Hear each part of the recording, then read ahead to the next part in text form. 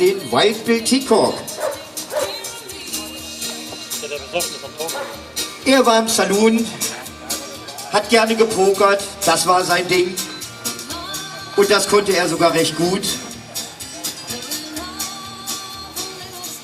Allerdings wurde er dann 1876 von dem legendären Jack McCall, allerdings von hinten, erschossen.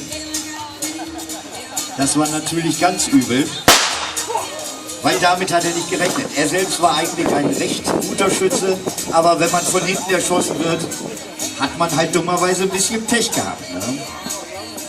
Und er hatte gerade so ein gutes Blatt, das bekannteste Pokerblatt, 2 Asse, 2 Achten, auch heute bekannt unter Dead Man's Hand.